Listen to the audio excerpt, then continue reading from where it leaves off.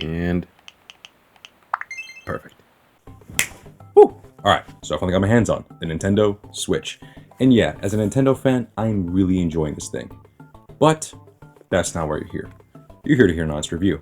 And well, I'm gonna give you one because as much as I do enjoy this thing, there are some glaring issues.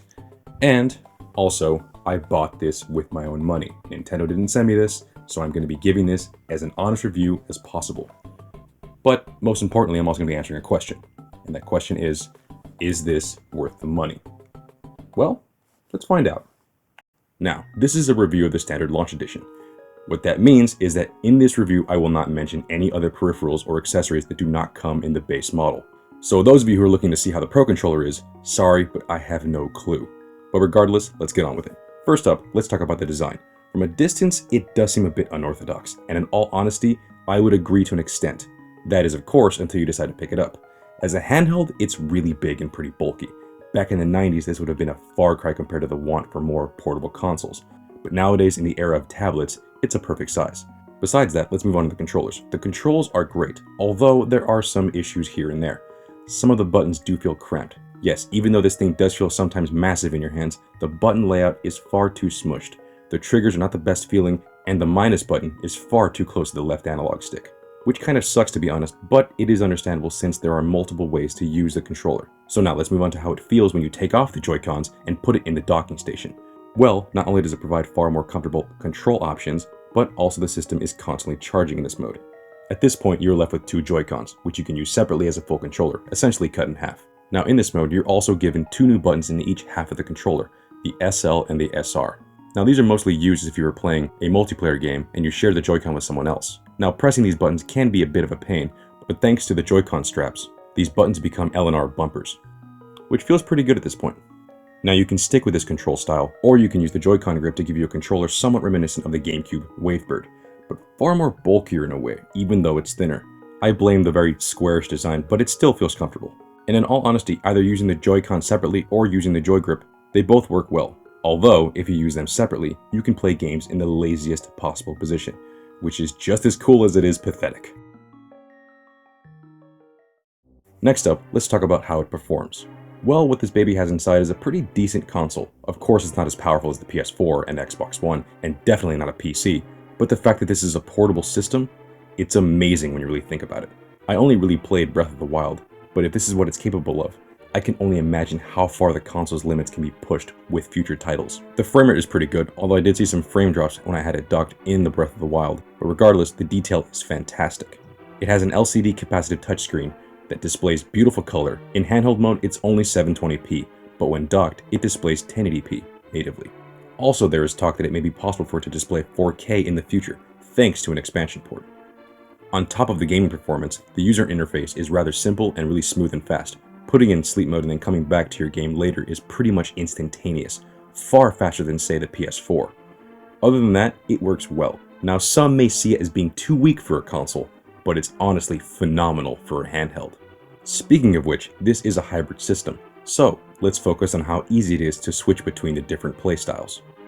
When it's in the docking station, it's like any other console. It's plugged into the wall and connected to your TV via HDMI. But once you take it out, the console doesn't even miss a beat. The reason for this is because the actual screen itself is the full-blown console. You can take it with you anywhere you go, and you have a standard battery life of about 3 to 6 hours, which is pretty amazing for how powerful the system is. On top of playing it as a handheld, you can use it as a screen by itself, through the use of a very flimsy, but usable kickstand. It's nowhere near as ridiculous as shown by CNET. In this mode, you can play it just as if you were playing it at home. Now let's move on to... wait. That's pretty much it. I mean, I do enjoy the hardware, but this is the glaring issue with the launch edition. There is not much to do with it. I mean, the online seems great and fast. The user interface, as I said before, is very fast and quite possibly one of the simplest I've seen on a system in the best possible way. It's very straightforward and to the point. The Nintendo eShop is super fast to open, but that may be because currently it's empty and most of the promised features in the system are replaced with a coming soon or IOU style message. Not to mention, they're using friend codes again. And if you've used them in the past couple systems, you should understand that this is a problem because they suck. Granted, they do seem better and a little more straightforward, but the point is, friend codes should not be the way to go. Stick with how you had it for the Wii U. It's more simplified, using, your usernames, like everyone else does. I don't understand why they're going back to this, but it exists. And hopefully it's not the only form of getting friends. But yeah, besides all of that, there is not much else to talk about. At launch, it plays games, and that is pretty much it.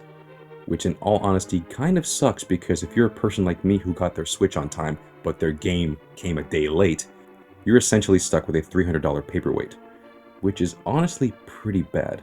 But regardless of all that, all in all, this is a fantastic system. It's a great concept, and the whole hybrid idea, while not necessarily original, it is a match made in heaven in the hands of Nintendo. And that's mostly due to the fact that, well, they are the king of handhelds. So it's a home run. But regardless, let's just get down to it. Is the Nintendo Switch worth the money? Well, in all honesty, yes. As hardware goes, this is 100% worth $300. But should you go out and buy it now? That's the more important question, and I will give you a very honest answer, and not really.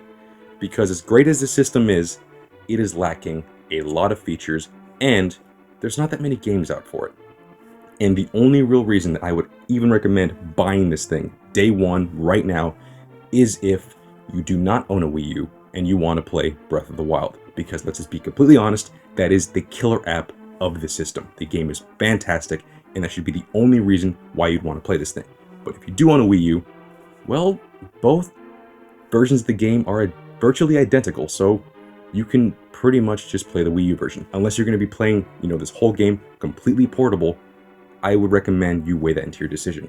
But all in all, this is a great system. Nintendo is back in full force, and I cannot wait to see the bright future for this thing. Well, that's the video. And yeah, Nintendo, good job with this thing. I mean, unlike the Wii U, I really see potential in this, and I really want to see this prevail. Because, let's be honest, your Wii U was not your finest work. But with this, I see a bright future. I have faith in you guys. Make good on your promises, and well, this can easily be your beautiful and bright future. I'm being dead serious. I really enjoy this thing. This thing is fantastic.